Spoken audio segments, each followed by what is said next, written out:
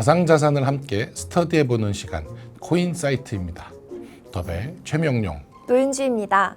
시작 전에 저희가 하는 모든 얘기는 정보 제공을 목적으로 하는 것이며 가상자산 혹은 특정 종목에 대한 권유가 아니라는 점 미리 말씀드립니다.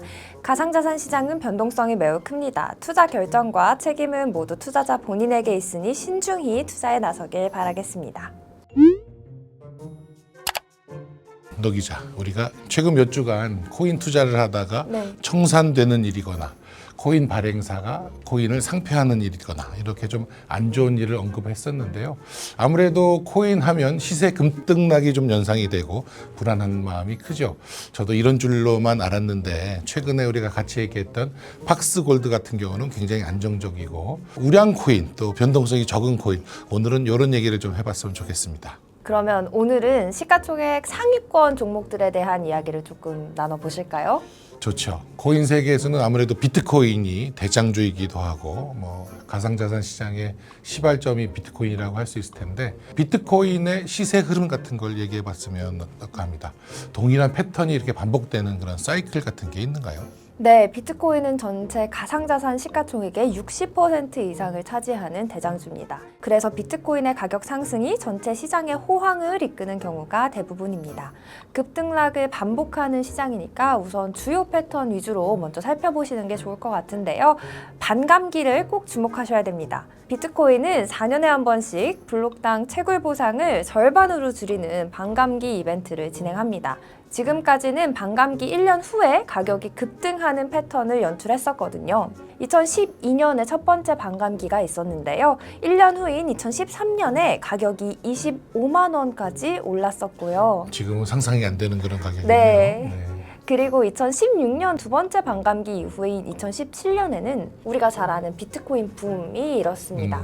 이때 국내에서 최고 2,500만 원을 기록하기도 했습니다. 이때가 정치인들이 뭔가 발언을 했던 그 시점이죠. 네, 맞습니다. 여러 가지 풍파를 겪으면서 비트코인 가격이 300만 원대까지 하락하면서 전체 가상자산 시장이 위기처럼 보였었는데요. 이때 사셨어야 되는데 그러게 말입니다. 2020년에 세 번째 반감기를 겪고 그 1년 후인 2021년 전고점을 회복한 건 물론이고 8천만 원대까지 최고가를 경신했습니다.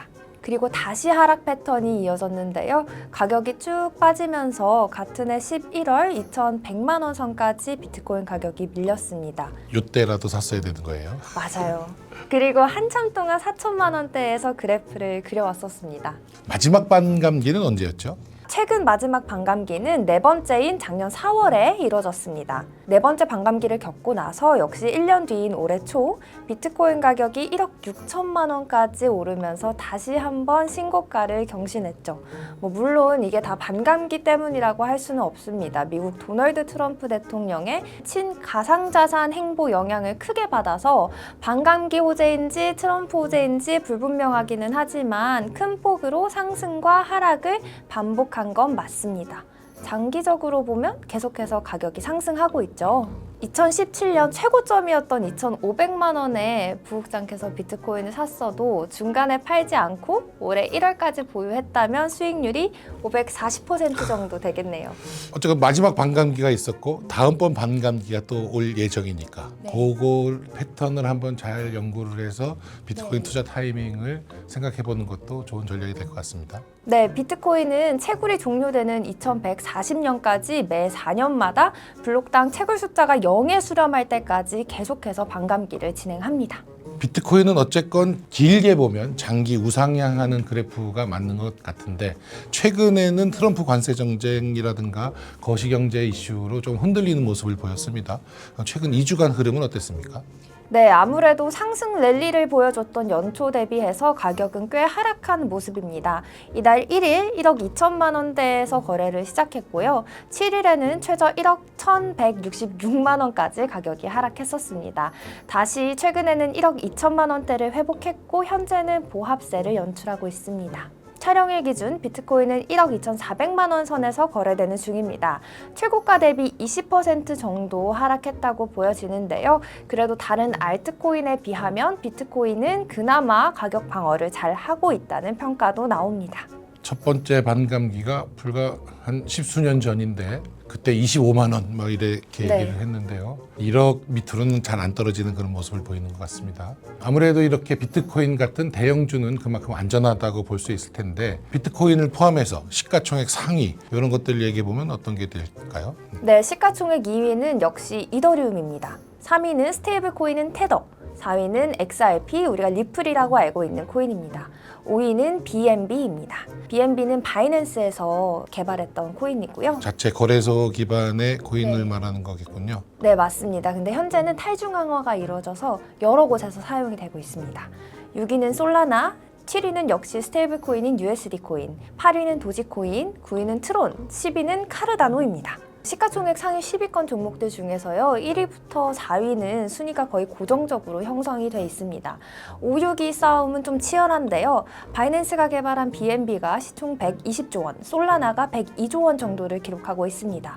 한 코인의 가격이 급등락할 경우 순위가 바뀔 수 있을 정도의 차이입니다. 증시에서는 종목 주가를 두고 52주 최고가, 52주 최저가 이런 걸 얘기를 하는데 코인에서는 몇 개월 단위로 이런 거를 좀 얘기를 합니까? 물론 각자의 그 투자 전략에 따라서 기준점은 다 다를 텐데요. 코인 시장에서는 52주는 롱텀입니다. 그래서 롱텀으로 52주 단위를 보고 있고요. 하지만 계속해서 성장하고 있는 산업인 만큼 사상 최고가, 올타임 하이를 기준으로 가격 비교를 하는 경우도 많습니다. 계속해서 최고가가 경신되기도 하니까요. 어쨌든 코인은 시세 변동이 단기간에 움직이니까 한 3개월 정도를 단위로 보면 수익률이 가장 좋았던 코인들은 어떤 게 있을까요? 네, 단기간 수익률로는 알트코인이 강세를 보이는 모습입니다.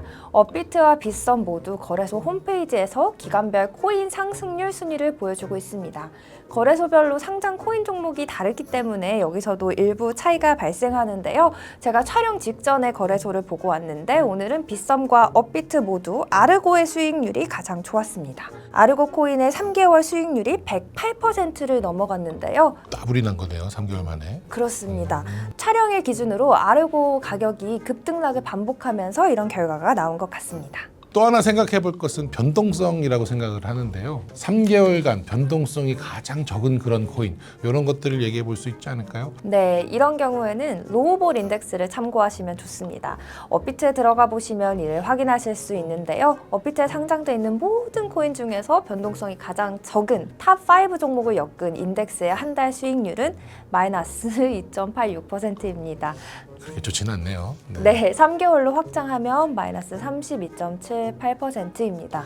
변동성이 낮다고 해도 어쨌건 진폭은 큰 게 이쪽 코인 시장인 것 같습니다. 네, 최근에 가상자산 시장이 워낙 안 좋았기 때문인데요. 구성 종목에는 역시나 비트코인이 들어가 있고요. 트론, 폴카닷, 이더리움 클래식, 멘틀 이렇게 5개 종목으로 구성되어 있습니다. 신규 상장 코인들도 몇 가지 대표적인 것만 좀 소개해 주면 좋겠어요. 네, 근데 솔직히 지금이 상장하기 좋은 시기는 아닙니다. 기업이 IPO를 할 때도 장세를 검토해서 시점을 결정하잖아요. 근데 하락장에서 코인도 이럴 때 상장하면 소위 상장빔을 누리기가 되게 어렵기 때문에 꺼리기 마련인데 그럼에도 여전히 상장이 활발히 이뤄지는 모습입니다.